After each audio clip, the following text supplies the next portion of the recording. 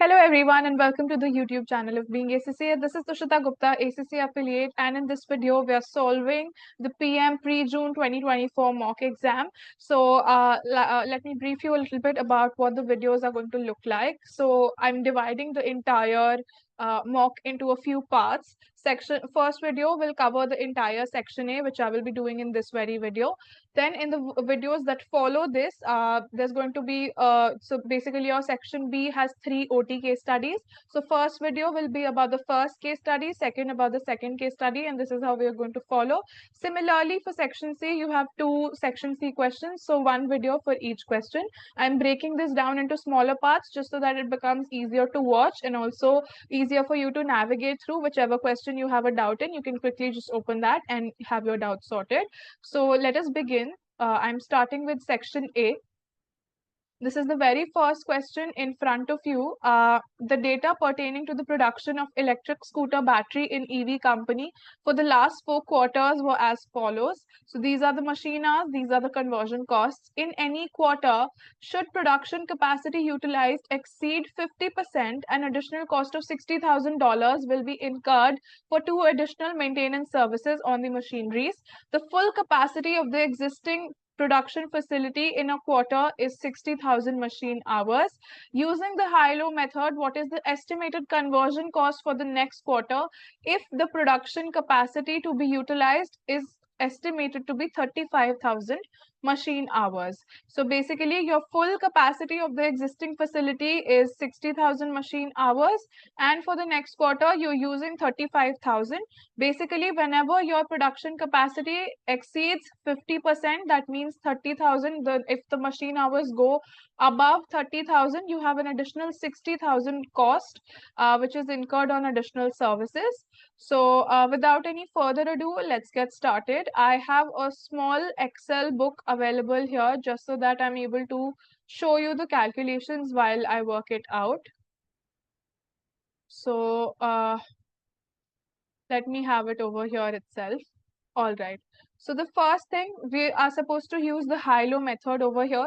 Let us put the highest as well as the lowest here. So number 1, you can see are the machine hours. And then you have your conversion cost.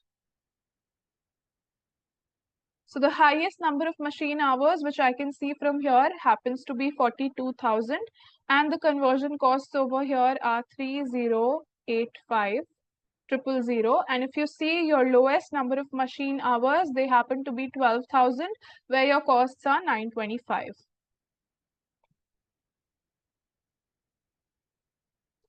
All right, now these are your highs and these are your lows. Let us find out the difference. It's nothing but 42 minus 12. That's 30,000. Similarly, you can copy paste the same formula here and you will have your difference in conversion cost over here also. But if you account for the change, basically 60,000 additional gets spent. So I just have to subtract 60,000 from here so that I'm able to use the high-low method. High-low method, I will be only getting the correct answer if I, adjust for this fact. Then if you see the changes, basically it's nothing but conversion cost divided by the machine hour. So basically your variable cost is $70 per machine hour. Now we can find out the fixed component also from this. Fixed component is going to be, let's take it at 12,000. So at 12,000, you are having fixed cost plus 12,000 into 70. So the difference is going to be this minus 12,000 into the variable, which is 70. So that means you in total have 85,000 worth. So now we know that our fixed cost account for 85,000. Now we have to calculate the cost that is going to be there if we are using 35,000 machine hours. So for 35,000, first I'm going to have the fixed cost component, which is 85,000. Then I will need my variable cost. My variable cost will be nothing but 70 multiplied by the number of units, which is 35,000. So into 35,000 machine hours. This is what my variable cost is going to look like. And then I have the additional cost also of 60,000 because I'm using more than 50% of the capacity.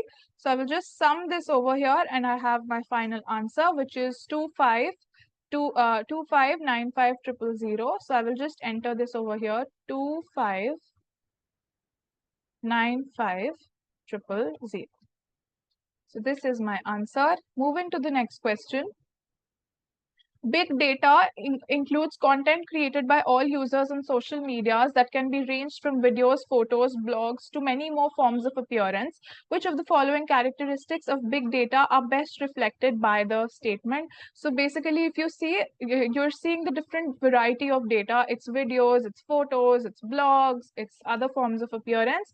So it's nothing but the variety of data that gets accumulated when we talk about big data.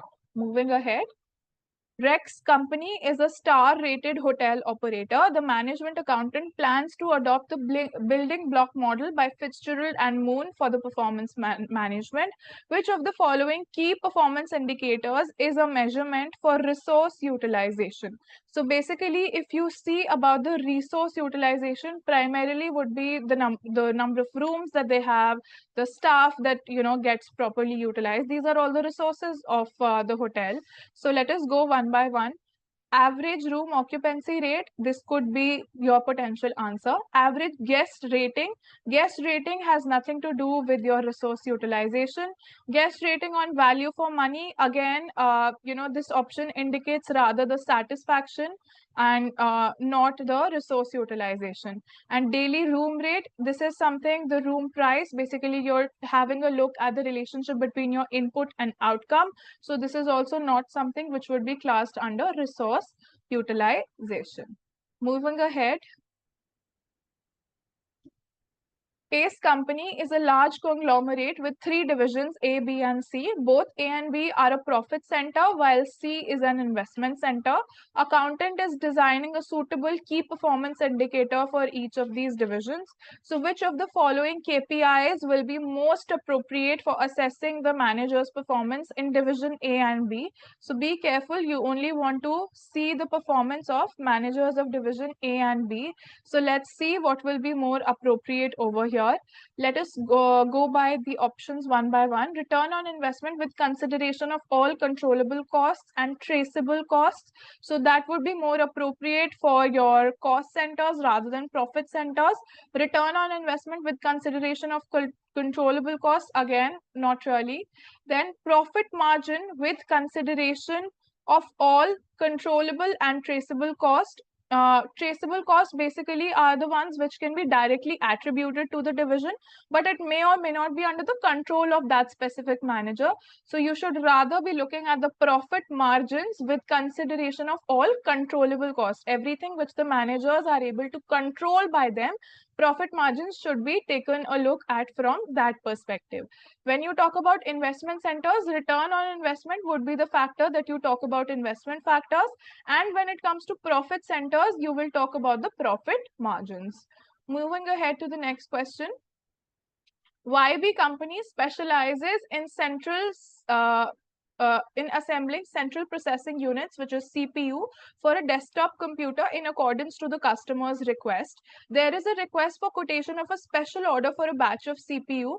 Each of the CPU require 2 key components to ensure its durability, namely component X and Y. All component X required are available in stock with the original purchases costing 5,000. Original purchases are nothing but your sunk costs. The resale value at any time is 1,500, while the current purchase price for the component is 6,200 in total.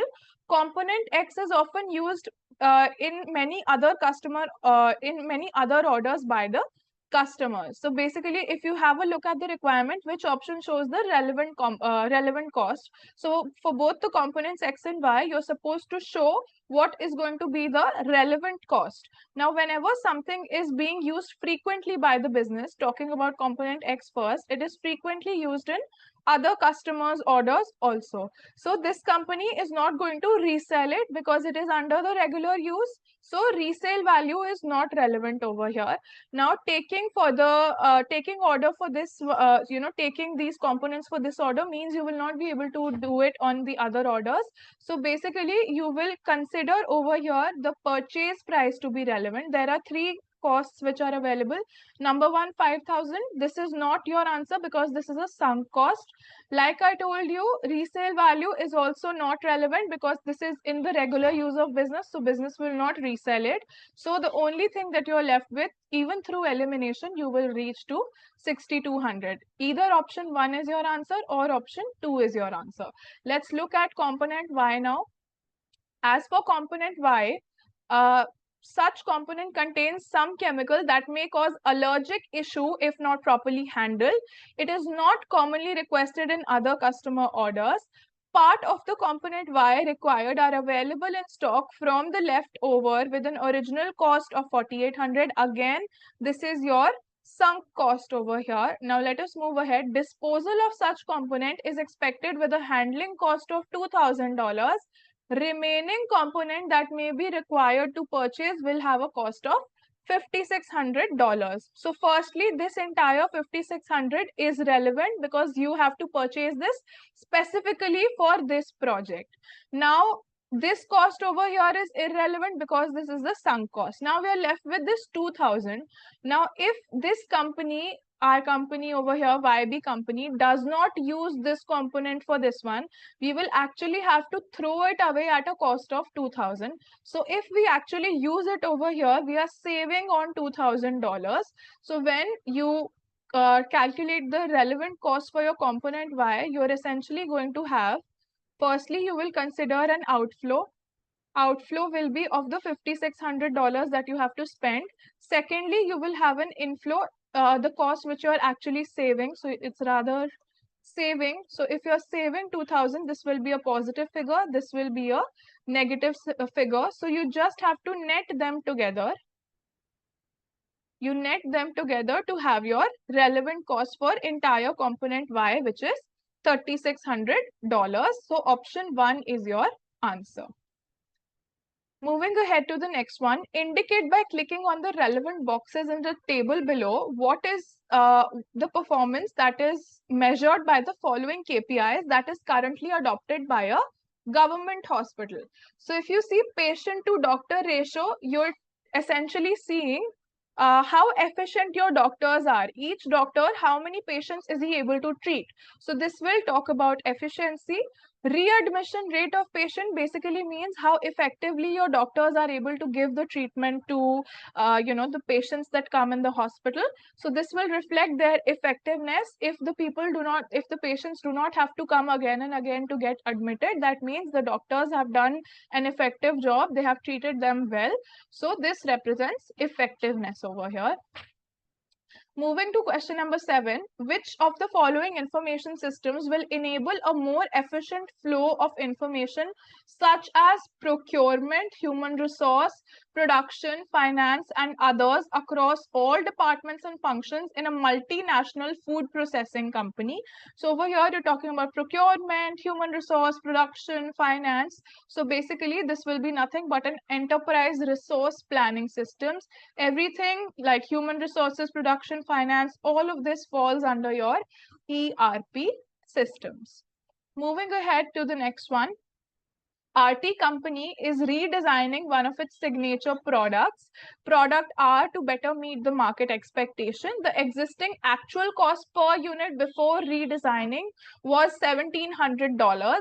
With the redesigning, RT company is desiring to have a profit margin of 25% on the target selling price of $2,600. The estimated cost per unit is based on the new design is given to you as $2,100. So your new cost, which is estimated, is 2,100, and with the redesigning, you want to have a profit margin of 25% on your selling price, which is 2,600. So over here, if you're having a target of 25% as your profit margin, that means your target cost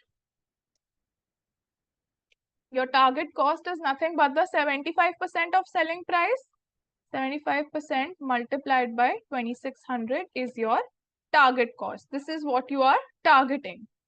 Now let us have a look at what is the estimated cost. Estimated cost is given to you as $2,100 based on the new design. So your cost gap is nothing but the difference between these two figures. This gives you $150 as your cost gap.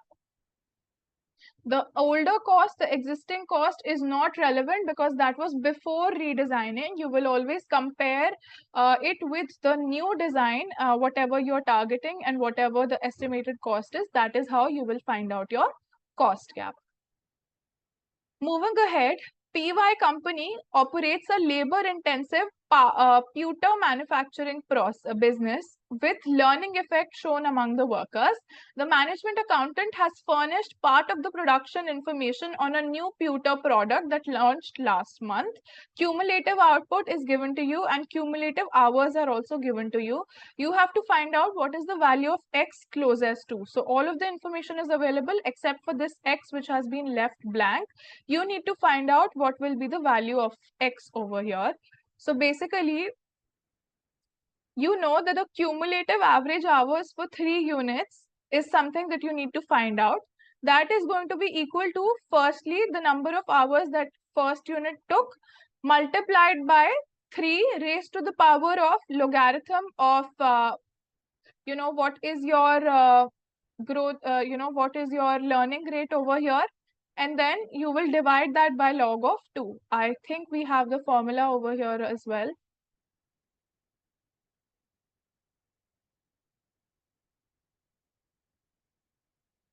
Right. So here is your formula. You have to take so basically the cumulative average time which is there, which we need to find out. Cumulative average hours is what we have to find out for 3 units. So basically the time that it took for the first unit of output, which was 9 hours, multiplied by, you have X, which is the cumulative number of hours, number of units produced, which is 3 over here, raising it to the power of log of learning rate divided by log of 2. And over here, your learning rate is supposed to be a decimal. So how will I work this out? I will take equals to 9 multiplied by 3 raised to the power of log of 0.9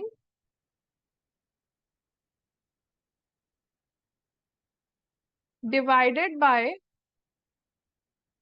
or let's do that calculation separately just so that it does not get messed up, log of 0.9, and then I also want the log of 2. So this is what the logarithms are.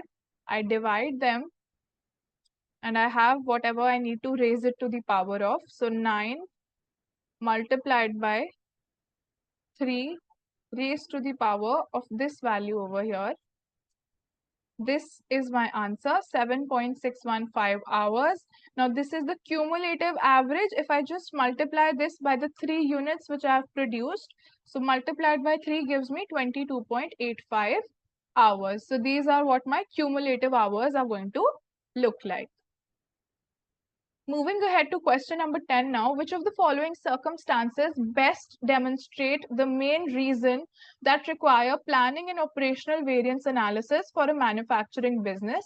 TH company which produces pre-cooked food with imported ingredients. So basically, you have to find out the main reason that, they require the analysis, the breakdown between planning as well as operational variances. So an outbreak of unpredicted pandemic during the year that disturbed the global supply in the material supply. So this is what seems feasible to me. Let us read the other options.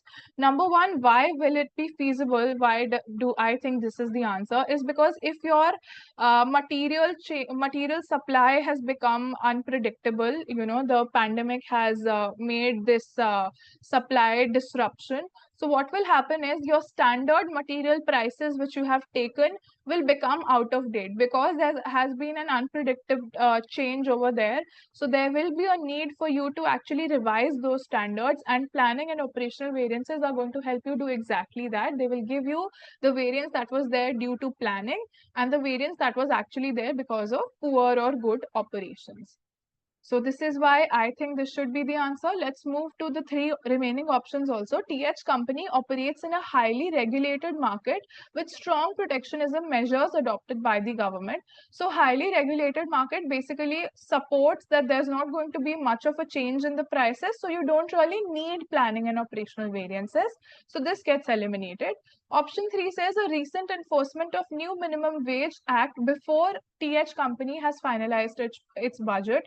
So basically, because this change has happened before finalizing its budget, the company can still account for these changes, and there's no need to split into planning and operational variances.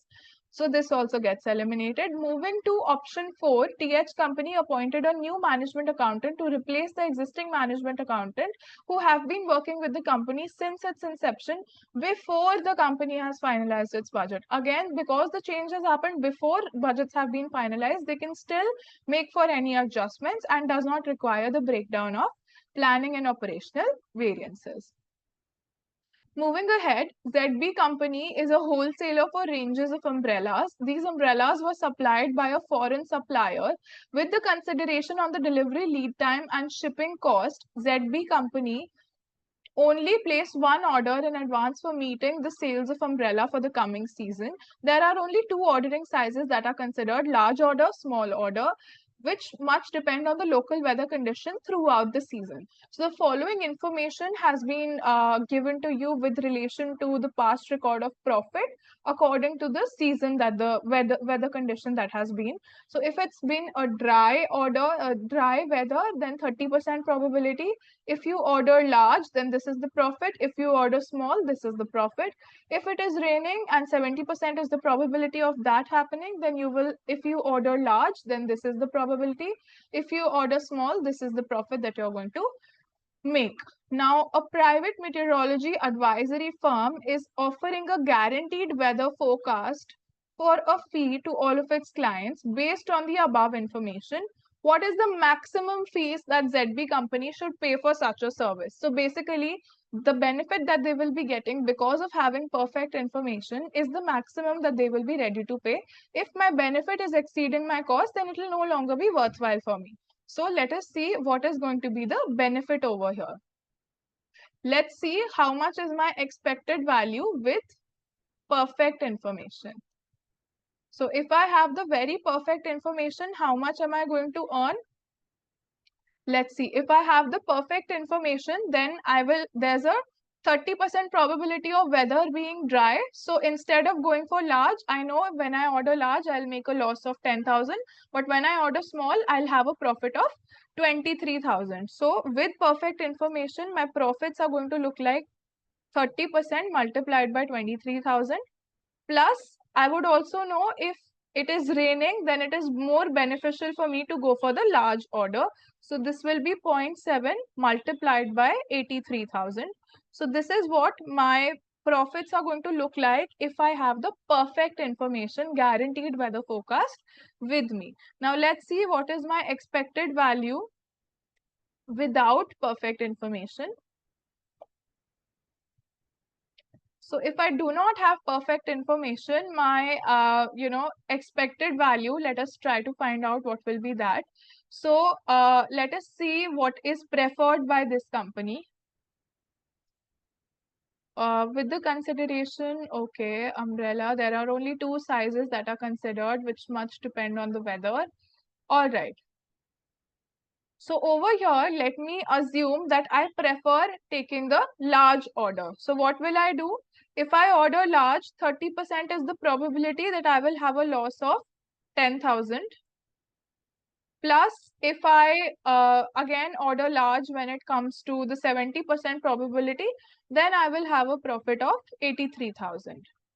So this is what my profit is going to look like if I do not have the perfect information. So this is basically, these two are the things which I will compare. If I have perfect, this is how much I earn. If I don't have, this is how much I earn. So this is the maximum amount of money that I will be ready to pay to this firm to give me a guaranteed weather forecast. 9,900 is my answer. Moving to question number 12 now. TB Company is a pesticide production company. One of its significant costs that grew rapidly in the recent years that draw the management attention is the cost of disposing of toxic waste. So which of the following environment cost should this disposal cost of toxic waste be classified as? So definitely it's going to be an internal failure. Why is this an internal failure? This toxic waste has been produced internally in my factory, and the disposal, the disposal cost basically affects my external environment. So because I want to reduce the impacts to the external environment, this is something which I will be considering as an internal failure cost of mine. Moving ahead to question number 13 now. KH Company manufactures and sells three types of perishable finished goods, J, L, and M, with a highly automated manufacturing technology that produce what is needed for sale during the period. Relevant information for the three products has been given to you, J, L, and M.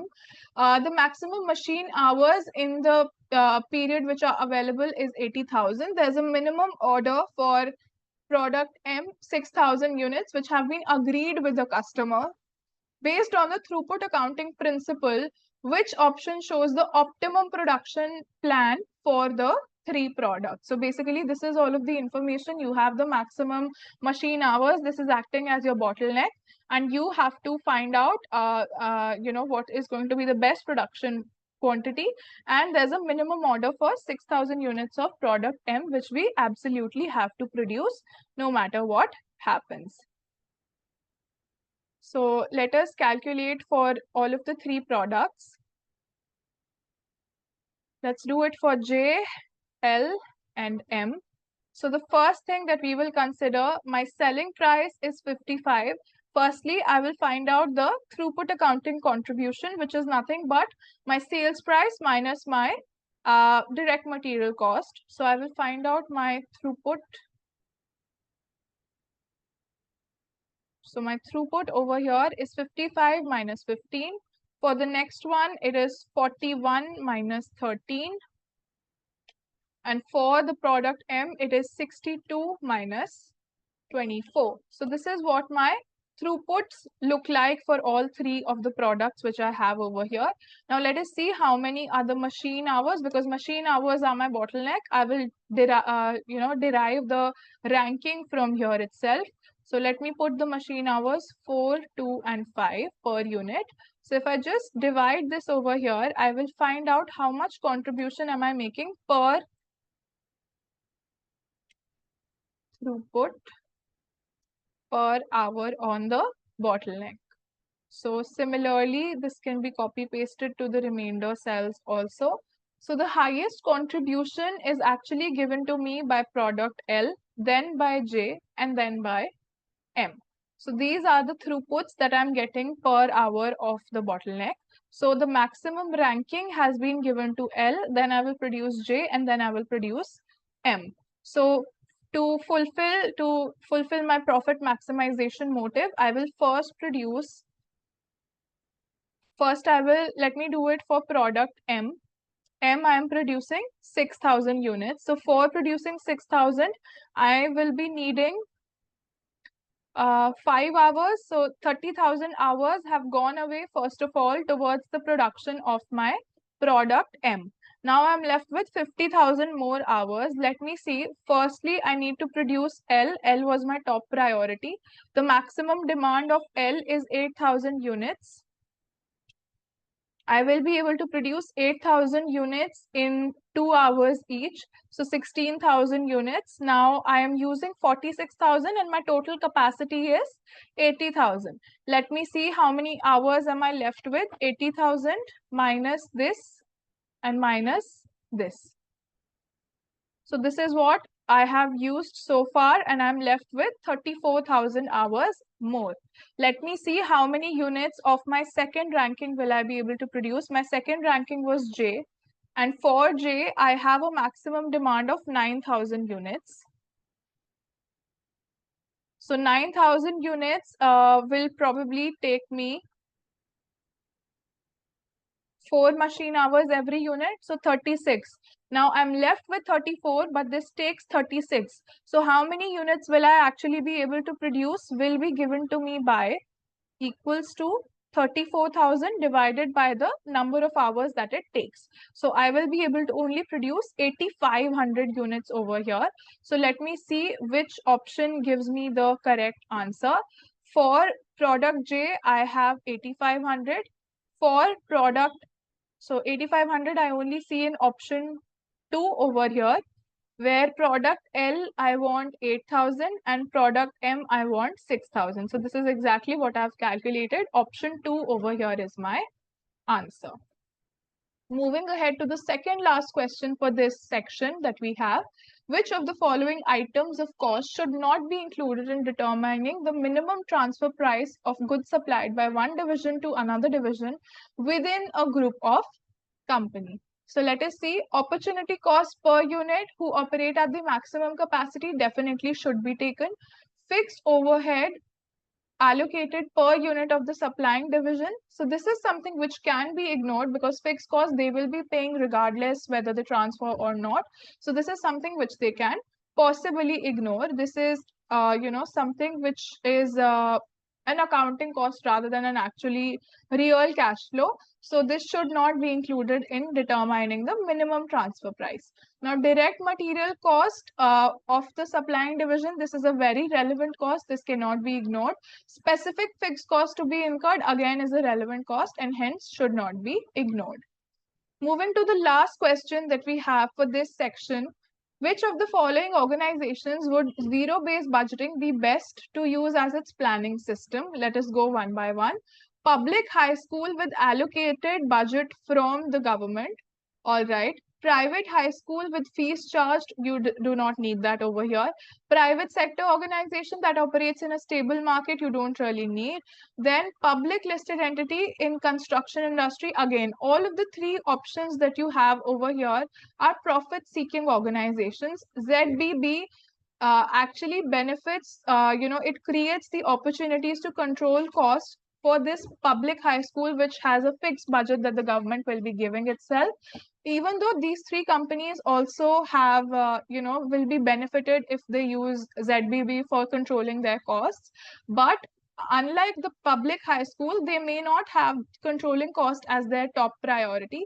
Their top priority would be to maximize their profits rather than, minimizing their costs. So over here, since it is said which would be the best to use as a planning system, it has to be the public high school, which has a fixed allocated budget from the government. With this, we come to an end to the section A of your PM pre-June mock exam. I hope that this video was useful in clarification of your queries. Thank you so much for watching.